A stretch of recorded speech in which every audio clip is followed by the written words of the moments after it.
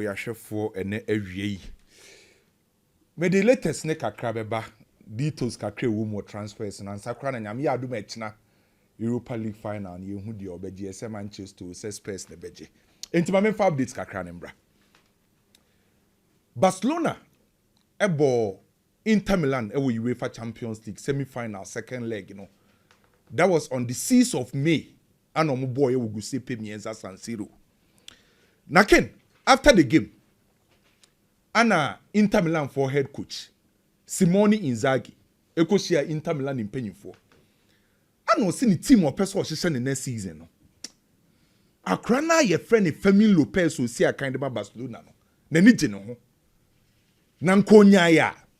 Inter for mpanyimfo betimi ne Barcelona for akasa. Na nka Fermin Lopez no. Ohun ni sa Barcelona under Hansi Flick. Ye ka first level no bia ye fita. Ono no onhyɛ da enye obi obewura first level nim. Banka mbetima ye no ma convince boy no. Na nka Fermin Lopez abe join Inter Milan bobuku na. Anko no Simone Inzaghi na ni beje ho. Ana o ka kire Inter Milan fo mpanyimfo no. 3 days later, ana Inter Milan mpanyimfo eto omo nsa e de frɛ 2 members of Stellar Group. Omo represent Fermin Lopez. Na nipa mienu omo free Stella ekɔ meeting ase no. Na ye Joshua Bennett, ana Luis Alonso. Ana omo kɔ meeting ase. Na omo kɔ share Inter Milan mpanyimfo no. Ana Inter for the two omanim say. Omo brand ye friend say Davide Fratesi. Manchester. Ana Atletico Madrid aba ho so omo pa brand no. Ana omo say pe obi a obe replace Mkhitaryan. Enti se Davide Fratesi free bobo ni mo mbenyeska. Mkhitaryan ente bi obe free bobo ni. Enti omo brantie na ye friend Fermin Lopez no. Anka omo pese omo di kan ni omo wie. Ansam pokra na se boy ni ti ase a. Omo di offer akọ Barcelona ho. Ana nipa mienu no omo represent Fermin Lopez omo free Stella. Joshua Bennett. Ana Luis Alonso catch omo say Sadi we pa de ebeye din se betimesi. Because boy ne de waka tro say for now deal be a baby and omo reject deal no. De toswo Barcelona president Juan Laporta enye ready so be negotiate with any team. Omo head coach Hansi Flick onye ready so be ja Brantin because number 10 position of Barcelona no akoye Fermin Lopez and Dani Olmo. Enti on peso be lusu emu ba akubia.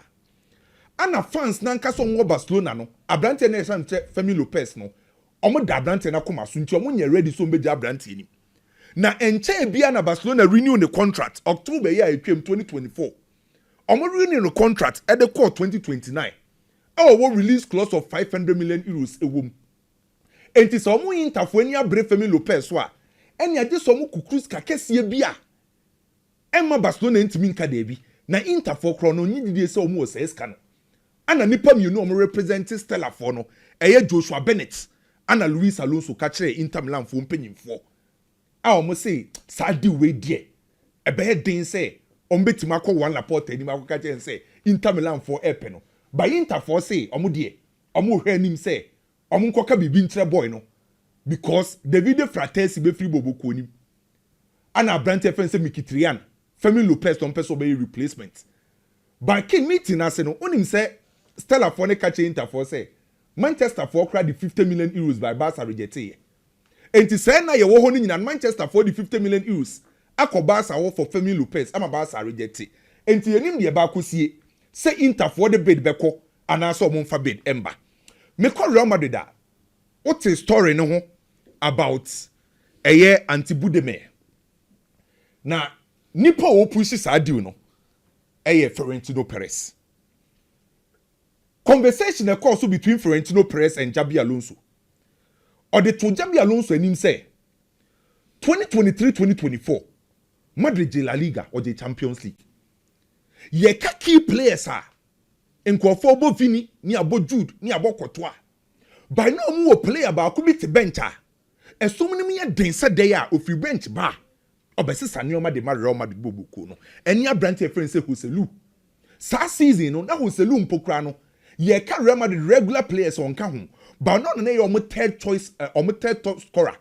players omo say goals kese sa season for Real Madrid no on the toso miensa o say 18 goals na omo kwaje Champions League ni 2 goals o free bench ebe hye dem Real Madrid against Bayern no ema Madrid for no any J pa enti say no Xabi Alonso eba be fa bobukuo no enye match bia no betima dominate ye wo match bi wo a emu be yedene na den na onpe profile ne ball ne te say Hoselu obi a oye striker ono a onbe ye starter obi owa se ball no ye den na Real Madrid for you omo cross score box no betima pema hye no otutu ni sesi a ono no Florentino Perez no La Liga no wedi ekirache play and the profile ne te say Hoselu no eye anti-Budome Croatian new striker ten no ono no hu ni say all the same profile et say Abrante friend say Hoselu no oba Madrid phone ko tueska kese bia ma Osasuna enko more than 10 million euros ana oba betina bench because on be regular starter on number 9 position e be Mbappe ana ne star no te say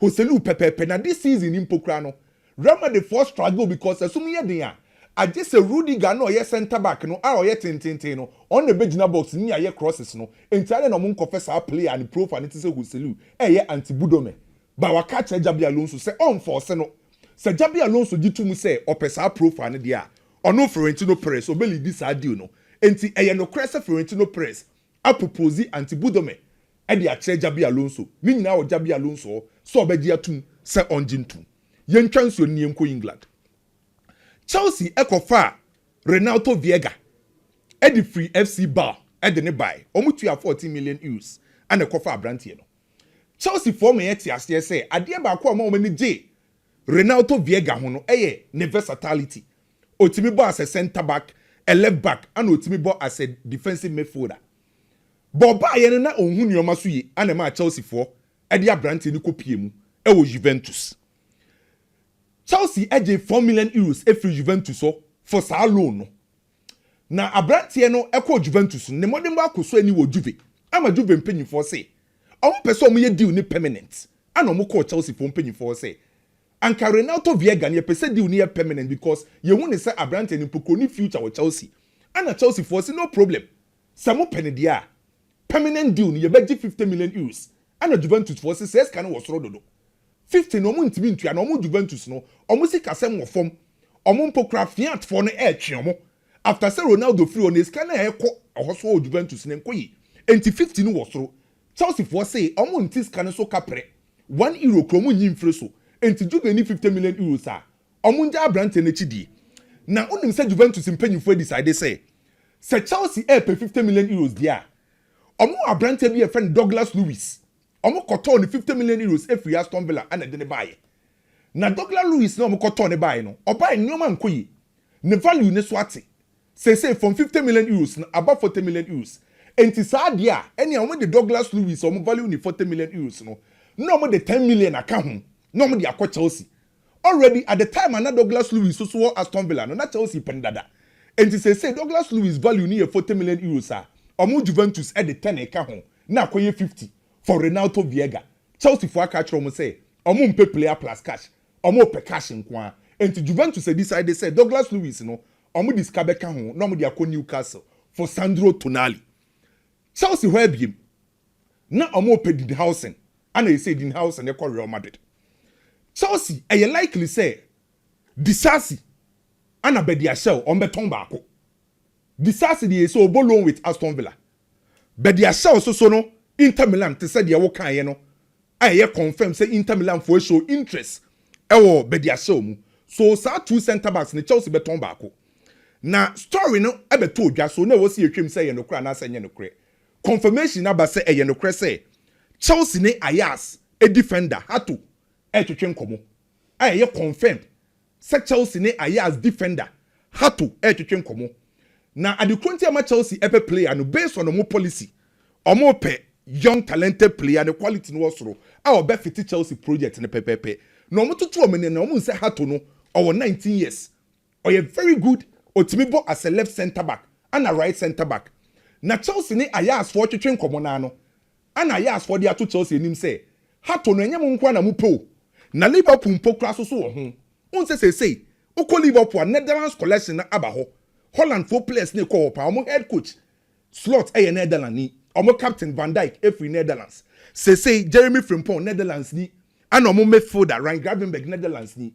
enti Liverpool for so push for her to deal no na football no ken maka say enye nyamesem wani nya dia wo betwi mo kwa ye ho na Chelsea for no dese Liverpool for no de a kire her to almost say no ya akra development ehia enti in the conversation between Chelsea and team football mix and representing her to and omo ka chance akra na we di 19 years no somebody ne call Liverpool left back no onya bimbo because Liverpool for kwa for before fraud number Milos Kekes eba onya regular starter left center back no ehon ye Van Dijk dia entade na ombra Chelsea se left back no obeba kukura ye ni ho a on ebo left center back obebo enti Chelsea for the Liverpool for say sakra ni call Liverpool Milos Kekes ba onya bimbo left back no so no Van Dijk wo onya bimbo enti Chelsea push for this deal mate say Chelsea bet to metua 55 million euros for her to enti e hwede edi oni ba kwesi medema no sie no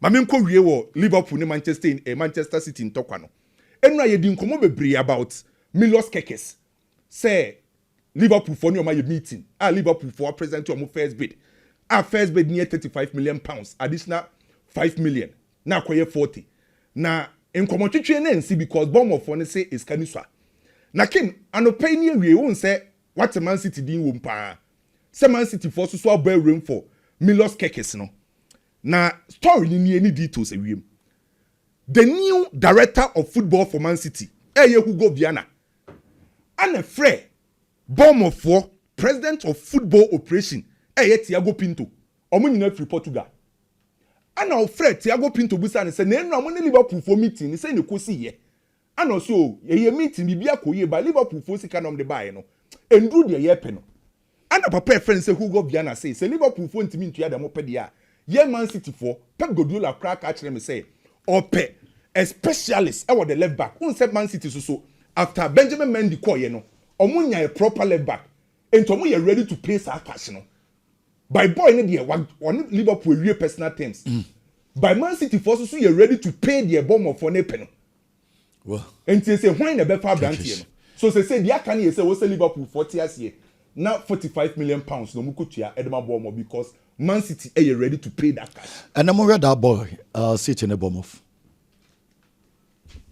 You know. Say two players are omo Bournemouth is kawo mo pa on semenyana.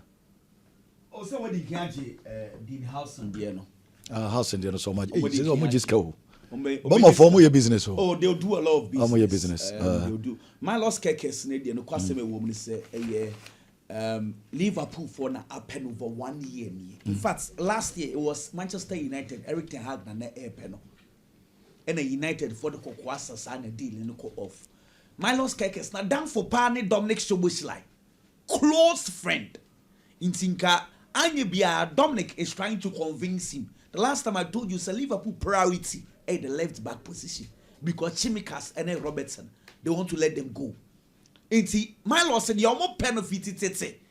Even Jurgen Klopp time. However, the problem is that Liverpool for tickets, you muna star be keke and no one anything. And on bomb of four, they will take the deal and on Messan swap onwards account. And saying, come on, you're different. Kakra City there. You're per left back da da. Nti anona aka ye hwehwe. Okay. Dear Tiana say. You see, I love how the teams are trying to improve. Next season, looks like we are going to see better teams than what we are seeing. Of course, Manchester City may improve. If I watch Arsenal today, me sure Arsenal and Nema na omo ye na. They've played second. We keep on walking them. Second again, ole. Now, Arsenal want to improve. Ken, Arsenal or Gabriel Martinelli were left to. And I dare to ask, say, Ken, Martinelli, is he a bad player? Gabriel Martinelli, is he a bad player? 2 years in here, Arsenal will market cinema or per quality left winger. Ababeshes our position. Last season, I'm negotiating for Nico Williams, and we jai deal, you know. They were willing to go as far as 50 million euros. Martinelli, they are still in search for a left winger. Chelsea say, Arsenal want to improve. Liverpool away. Bisa won say flowing fit no oba obe say he. This season Dominic Szoboszlai 10 album has it been bad? And then Liverpool lepe flowing fit aba be ho. Waje Lake. Ope so ye den, ope so improve. Ope Milan keke sa be say left back wo. Trent Eko or akoto Jeremy Frimpong be say ho.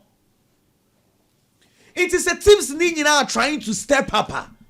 Ken anopana medwen wo say Chelsea for mo ye den. Me say Chelsea da do ma to yi dem. Debi Chelsea ni mu ho no. I say what per standards pa na we you just the lowest standard you from Champions League. I mean cast some cho Joao Felix oba Chelsea be one of four so far so ana. Christopher Nkunku was say Chelsea giant manoko. Jadon Sancho on Drew Chelsea level not yet. Obi about Champions League final last say. Chelsea players no omo one about Champions League. Any more for no. Dia Mariska no. Omo asesi a metimi me say si omo bo say ebia next season the coach will love to keep them. Noni Madueke, Pedro Neto, Nicholas Jackson, Tariq George, and ebia Giu. Apart from that, Sancho Derby, Joao Felix Oba Derby, Christopher Nkunku Derby, Muhalu Mudrik situation are you known. Even those players staying at Chelsea, are they good enough to compete in Champions League if Chelsea qualifies for Champions League? So we don't say Chelsea are qualified for Champions League. Yeah, they attack no kwa Nicholas Jackson, Muhalu Mudrik, Pedro Neto. What do you call Champions League? They're here. So my point is that I understand maybe Chelsea want to wait for their fate. Some may qualify for Champions League and some won't. But kin, that means yes, that say Arsenal like compare Rodrigo Goes, not Chelsea to ho. Chelsea compete Arsenal for Rodrigo Goes. Say Arsenal, Nico Williams. Not Chelsea to say Chelsea. I am not going to compete for Nico Williams. Nico Williams, no boy is saying. That was Jadon Sancho. Oh, Jadon Sancho. Our form. Jadon Sancho. Just say Ujana nine so. Different between Nico Williams, baby. Nico Williams is a wingers now footballer. Who the presence or the body piano. And you know, Jadon Dortmund.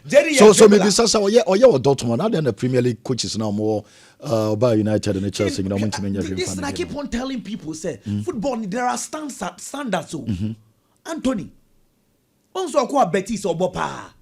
What do you call big club or on TV more Obiane level? Truth be told, Chelsea, it is not as if they have not given Jadon Sancho opportunity. So they have given him that opportunity. Say Chelsea standard, no. Sancho for now they cover. I think say Chelsea should start competing. Marketing more. Okay, maybe they just want to wait for the Champions League for then. And you know, ever came. But Chelsea needs to be active, especially any more dear. I was say Chelsea talk about we be ho. If they want to compete because next season, I dare tell you, say teams now improving. Oh, next season it won't be easy like this. Well, I mean, to mean some this way. Let's say, Kylian Mbappe. Numbers are when you're a fee. A Ballon d'Or numbers, 41 goals. Man of the match be revenue from the EU Spain. Oh, say technical guys, you know. Match 14. Man of the match be based. See, oh, Ken, where yes, you are not being fair to him, but Ken, me sound common. I mean, what there? Lamine Yamal so far was just 7. Lamine Yamal was 7. Pedri was 6. Rafinha was 5. Okay, Kambomwa, 18 man of the match awards between 3 players. Mbappe 14. Mbappe was 14. Vinicius Junior with 2. Jude Bellingham 1. La Liga ya. Oh, kasi yen nyina hwe bi o pese o kire sei. King. Rafinha was 4.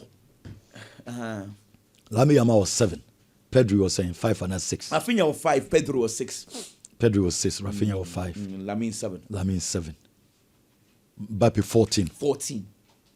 Okay. I don't be point. The problem is that Barcelona are spreading the man of the match awards because team, you know, Nkarane Bobo, everyone is operating well.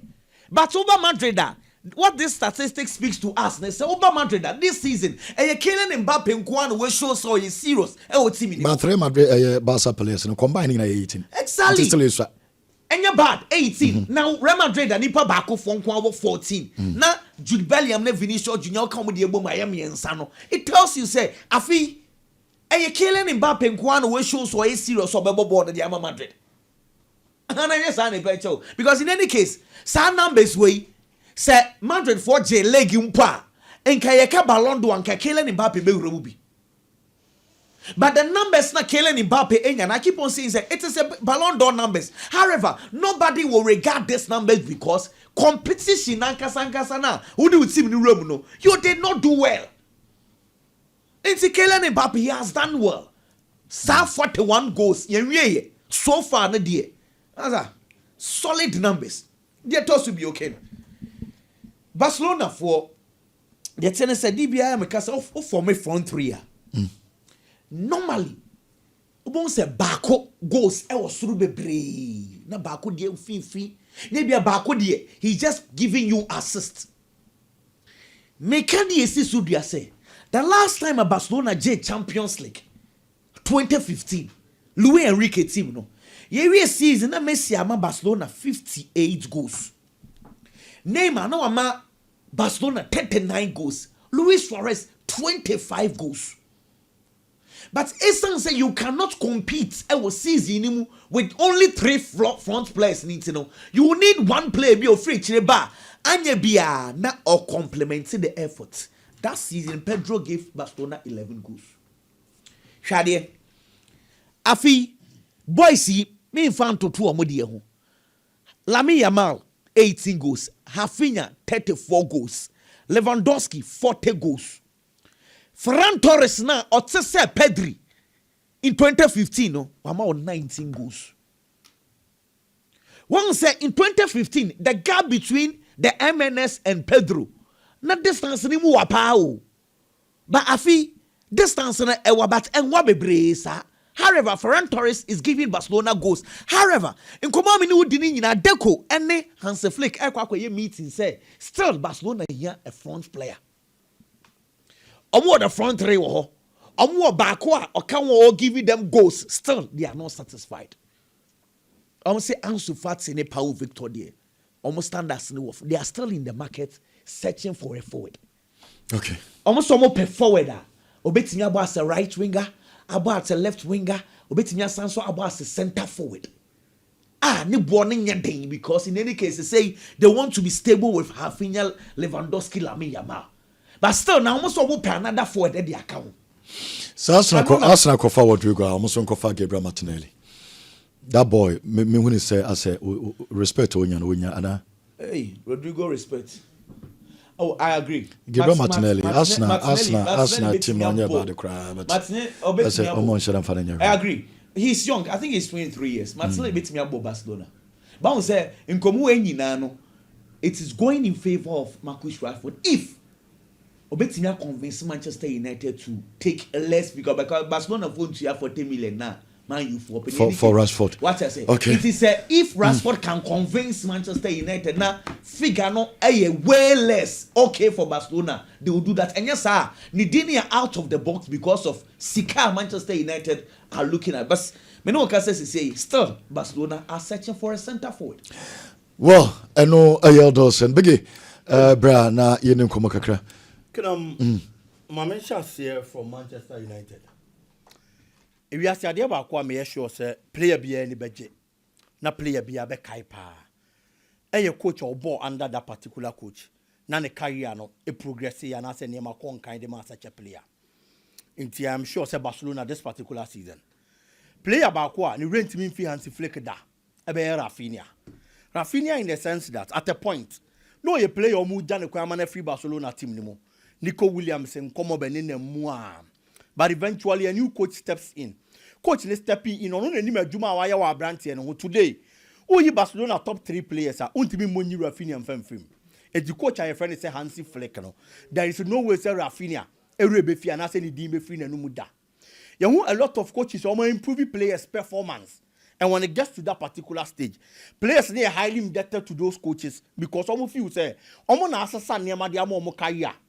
Carlo Ancelotti ni James Rodriguez. Anytime we share player ni bi o make sure so ye player ni ho adwuma. Emma player na mfa woni bad form a wom or get it to the best of form. Emma niama konkan enso de mano. Na nkobo mi di nyina be si player friend say Amad Diallo so. Ken akwada ne kasa na akwada ne say ono ne di obeto otena Manchester United no si akan because he feels say under a year coach I friend say Amorim. Emfa won so oba Manchester United niama konkan no. Ono akwada ne de niema konkan man and he feels say otena coach ne nan ase na oye adwuma he will get to the top and become a world class player. Ken Amad Diallo as a player from Atalanta na akwada ne model was from the youth team no nya promotion ekowura the senior team mo okowura senior team na ne model mo nya bad but getting a lot of game time na a problem. Manchester United went calling looking at the quality of who akwada ne mu and omokofa akwada ne ne buy Oba Manchester United was started with under 23. Na nieme ekoye. But to break through to the senior team na a problem. And omodi ni loan ye. Okobo ball e was Sunderland. Okobo game e was Rangers. And anu so okobaye. Looking at the last loan okoye was Sunderland numbers to my was championship ni no. And a man for benya GDA say Oba Manchester United senior team ni mo a. Omo ye show so obetimi abo. About 39 games for Sunderland and share 14 goals our championship no and a Manchester United assign koko fan buy or buy under coach friend say Eric Ten Hag. Last season he wasn't that good, not injury say hano. This season of Chelsea very well. Manchester United ball first 5 matches our Premier League ni no. Only player no created the most chances for Manchester United. Yeah, who yeah and at Ten Hag Chelsea so bench brand no. But when coach I friend say Amorim stepping into the club, when who's something different about the player, he feels that this is a player with so much quality. Oh, but me have won a project for Manchester United, and or shall say so Mark Wadana Konya. Akwadani to new opportunity the one disappointed. Almost every game, Amad Diallo boy, he proved his worth. Manchester United Jesse Nimo at a point. He was a player who play Manchester United supporters issue because some of you say Akwadani quality ni adi omu here with team nimu.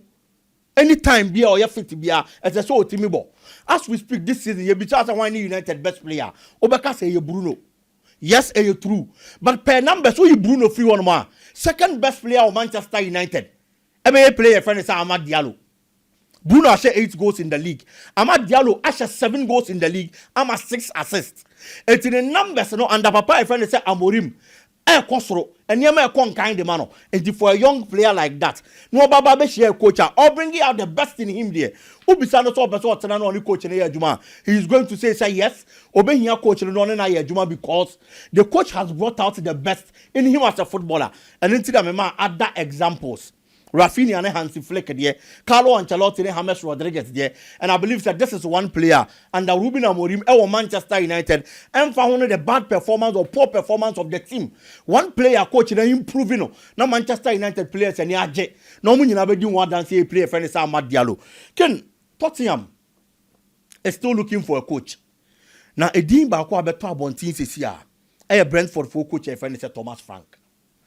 Thomas Frank di ba abonte no question am bi sa me ho say Thomas Frank any bad coach to be honest, but is he the kind of coach at Tottenham here now? I am asking this question before because Ken Thomas Frank as a coach coacher onya obi a what prove say he's a winner when it comes to trophies, but Tottenham bo ko no ba bi omo gina no if you say per players omo to per investment omo ye at least they have to get closer to winning certain trophies. It's a coach. Oh no, Anje Postecoglou. Etimi do makwa kopie mi the Europa Cup final mpo. They feel say domestically na money mon konkan. It is a so mu jane kwan ma ne ko. But Thomas Frank na ye di ne ho nkomo no. Adwuma na wa ye Brentford no. O asumdie, wanya bre. E na wanya time, patience ankasa. E na odi build this particular team. Oba Brentford in 2018 be assistant coach. Obey assistant coach no. Any a man opportunity. E ba be head coach. Obey head coach 2021 and odo mo qualify by Premier League ni mu. We did 13th for Bako, we did 9th, we did 16th and was science we did 9th and after that 9th this particular season. At Brentford there is no form of pressure. Say chinchina akwane trophies because can for 74 solid years. Now there is no coach at what made Brentford that qualify by Premier League. In fact, in their history, Onana had the second coach of the qualified Premier League. At Brentford, he looks untouchable. Even one say, position will league log, they don't have any problem. But Tottenham for the same as Umbiamane the Ayer Juma. Omobeman the same time, Amane the Ayer Juma. I feel that it is a no because Tottenham I enjoy Champions League finals. Omobe Europa Cup finals. And almost feel say where they have gotten to consistently, they always have to be at the top. It is so nyabre. Emfa coach of Baba Before team now. Menya sure that Thomas Frank is going to be that ideal coach for Tottenham as we speak. Unless Omotiase, so when he had time to build that particular team and give the performance they want. Kakrabi on Manchester City. Can Manchester City, Pep Guardiola and Manchester has no excuse in there. They have to win against Bournemouth. It is because Bournemouth, Ariola born home in this particular season, Baby Ojinano. So Ariola are winning the next 2 matches in Impoa, unqualified for Europe. On Kahu Europa Cup and on Kahu Champions League. It's baby Odi team na bada. Their best performance when it comes to points accumulation, he has done enough for the club. Okay, or encore relegation. That alone is enough. But Pep Guardiola ain't me anya trophy be this season. That's a one science one qualifier and Champions League. A bigger problem. Manchester City Bobo. I always say that when you qualify for the Champions League, can attractive players and only a one and a two. A sense of Bama wants to keep you key players. The kind of quality a Benham of a show, me jitum say was wrong. But so your Manchester City now open Champions League qualification. No matter what team is a Benham of more, and this is your problem at the mouth. Kevin De Bruyne, born the last game with he had a net, and the Manchester City team no should be at the party. I was so to me making sure say Obama supporters not that kind of smile. I bet last longer in their memories on their lips. Why you enough for their club no? But at this stage, free one no trophy be at least help the team qualify for the Champions League. Na Nieman Konka from Manchester City. I am sure say quality a City war. And that ambition of qualifying for the Champions League, that alone should be a motivation enough for Manchester City to overshare Benham. Well, I'm going for a straight win for Manchester City team no. City Beshene. It is City the Champions League. Possibly a 2-1 win, yes. I'm qualify for Champions League. Okay, and you biggie. Maybe Mame call a commercial break in Resist. Yaba Yano. Yaba Ababe